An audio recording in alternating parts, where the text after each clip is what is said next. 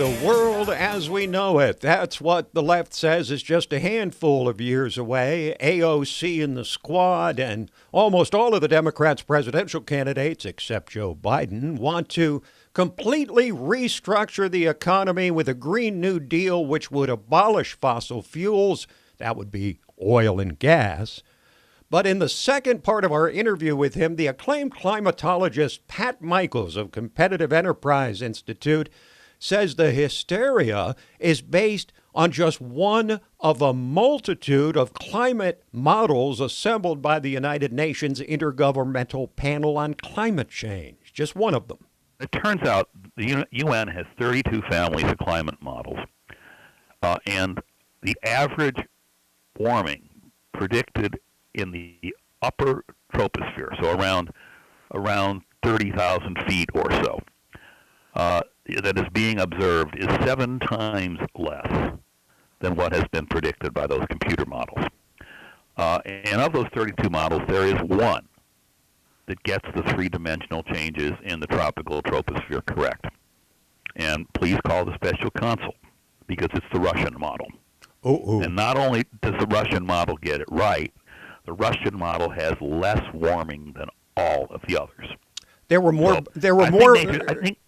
I was going to say there are more benefits than we thought from Trump's collusion with Russia. Then could be. So usually best scientific practice, say in weather forecasting, for a given forecast problem. Maybe there's a possibility of a snowstorm on the East Coast or something that tends to be a pretty tricky forecast. Forecasters don't take up, say, all the 8 global weather forecasting models they are and average them up and say, that's the forecast. No, they look to see which model or models might be working really well, given this type of situation or given the recent weather. And they'll use that model or the ones that seem to be working the best if there's more than one. So the best practice for climate forecasting would be to use the Russian model. But you know what? That'll end the party. Because the warming in the Russian model isn't enough to drive the apocalypse. I mean, if it was the only way to save the planet right now and it relied on Russia, I think the left would definitely let the planet go. But that's just me. Our guest is Pat Michaels, Senior Fellow in Energy and Environment at Competitive Enterprise Institute. So, Pat, has that infamous hockey stick graph that was hawked by Al Gore after he lost the 2000 presidential election and pretty much started the hysteria then known as global warming, but now cleverly altered to climate change, then climate crisis, and now climate catastrophe, so it can encompass every type of extreme weather? Has that hockey stick graph stood the test of time and authenticity? Depends on who you ask. Now, you're a legitimate academic, scholar, scientist, expert on the energy and the environment. How do you react when you watch something like that 7-hour CNN Democratic orgy on climate catastrophe? What goes through your mind? How do you react to that? I need another beer.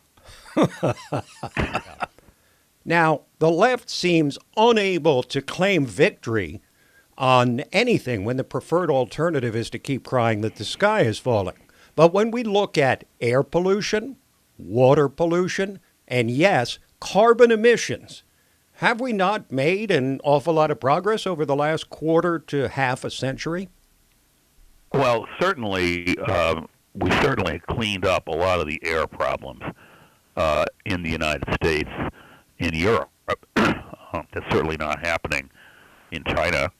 It's certainly not happening in Africa. And it was our increasing affluence that gave us the ability to enforce environmental protection. Mm-hmm. With regard to carbon dioxide emissions, of all the industrialized nations on Earth, since 2005, the United States has cut its emissions more than any other country. Mm-hmm. Did you hear that? We've cut our emissions more than any other country. That's why we don't need the Paris Accord. And the Paris Accord, among other things, is just a paper tiger. It allows the Chinese to continue to increase their emissions. They say that they will try to hold them constant around the year 2030. Well, that's not them doing a damn thing. Economists have known for a long time and predicted for a long time, government economists, United States government economists, that the Chinese economy was going to mature in the late 2020s, and so their emissions were probably going to slow down and eventually become constant. So they're not doing anything that they weren't going to be doing anyway. The United States is reducing its emissions largely because of the discovery of huge amounts of natural gas that we're now using for power production. When you run a power plant on natural gas, it emits less than half the carbon dioxide of a coal-fired power plant. And so our emissions go down. Mm-hmm. And, I just want to leave you on this broadcast with one thing. If we were in the year 2000 and we were at a party of the Washington glitterati, those in the know, the chattering class, it would be common knowledge that we were running out of natural gas. And if somebody in the room said, oh, no, we have hundreds of years of natural gas, all we have to do is break the rocks that are beneath our feet, that person would be laughed out of the room and laughed out of polite company. But that's what happened. And that shows you how little we actually know about the course of future technology. And therefore, to try and alter it from the perspective of now for the year 2075 or 2100 seems to me really foolhardy. Well, indeed, fracking is a revolution. It's a fracking revolution. Yes. Horizontal drilling has changed the entire energy outlook of this country going forward, but we haven't heard much about it except from the left that says it causes earthquakes, but they're devoid of any evidence that it actually does. Thanks so much for joining us and spending some good time. It was always great fun, Tim. Thank you so much. That is Pat Michaels, Senior Fellow in Energy and Environment at Competitive Enterprise Institute.